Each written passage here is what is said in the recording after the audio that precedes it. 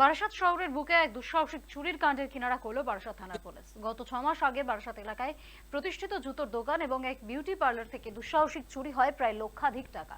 সেই ঘটনার তদন্তে নামে বারাসাত থানার পুলিশ। তদন্তে নেমে বারাসাত থানার পুলিশ 5 জনকে গ্রেফতারও করে। সেই 5 জনকেই বুধবার পুরো ঘটনার পুনর্নির্মাণ করল বারাসাত থানার পুলিশ। জানা যাচ্ছে বারাসাতের একটি যে জুতো দোকান এবং বিউটি পার্লার থেকে যে লক্ষাধিক টাকা খোয়া গিয়েছে সেই সম্পূর্ণ টাকা উদ্ধারের চেষ্টা চালাচ্ছে বারাসাত থানার পুলিশ। এই ঘটনার সাথে আরো কেউ যুক্ত রয়েছেন কিনা সেটিও খতিয়ে দেখছে বারাসাত থানার পুলিশ।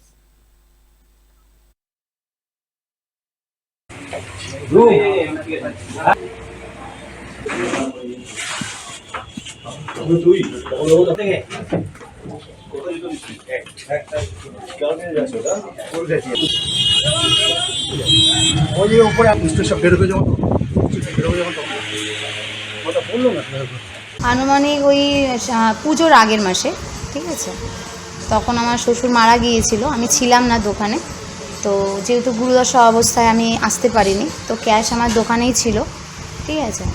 তো আমার শাটার ভাঙা হয়েছে, তো ওপর থেকে আমাকে তখন 6:30 বাজে একটা জিমের ছেলে ফোন করে বলছে, দিদি তোমার শাটার তো পুরো ওপেন, ঠিক আছে, দেখছি ভাঙা, দরজার কাজটা পুরো ওপেন রয়েছে। তো আমি সঙ্গে সঙ্গে আমার যে দোকানের পূর্ণ স্টাফ মিলনকে ফোন করি। ও আসে 8:30 নাগাদ, মানে ও আসতেও তো একটা টাইম লাগে, ঠিক আছে। তো আমি তো প্রথমে ওর ফোনটা ধরিনি, মানে অত সকালবেলা আমি ধরতে পারিনি যেহেতু। তো তারপর ও এসে দেখছে পুরো আমার ক্যাশ ভাঙা, ঠিক আছে। আমার দোকান থেকে ডিবিয়া টিবিয়া সব তার ছেঁড়া ছিল।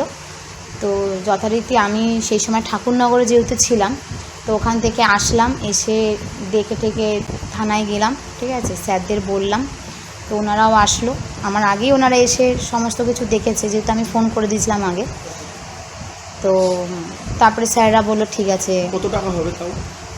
আমার তো পুরো গোনাগন্দির টাকা ছিল, যেহেতু দোকানের ভাড়াটা আমি দিয়ে গেছিলাম। যেহেতু শ্বশুর যেদিনকে মারা যায় তার 2 দিন পরেই আমার মানে ঘর ভাড়া রয়েছে। তো ওর হাতে আমি তখন দিয়েছিলাম 50,000 টাকা তুলে, আর ওটা পুরো আলাদাই ছিল। আর টোটাল যা মানে 12 দিনের কাজ ছিল, টোটাল ওই মানে 1,05,7,000 মতন ছিল। না না, মানে ওরা শুধু খুচরো কয়েনগুলো রেখে, সেক্ষেত্রে কোনো প্রোডাক্ট বা অন্য কিছু নিয়েছিল? হ্যাঁ, প্রোডাক্ট বলতে প্রোডাক্টে কোনো কিছু তেমন নেয়নি, ঠিক আছে। একটা ফেস ওয়াশ নিয়েছে, একটা নাইট ক্রিম নিয়েছে, ঠিক আছে। এবং হ্যাঁ, এবং কোনো ভাঙচুর তেমন কিছুই না, যেহেতু প্রমাণ লোকানোর জন্য ওরা ডিভিআরটা ছিঁড়ে নিয়ে গেছে। তাছাড়া ক্যাশ বাস্কটা ভেঙেছে টাকা নেওয়ার জন্য, ঠিক আছে। আদার্স কিছু করেনি, একটু খোঁজাখুঁজি করেছিল যে আর কিছু পাওয়া যায় নাকি, এই।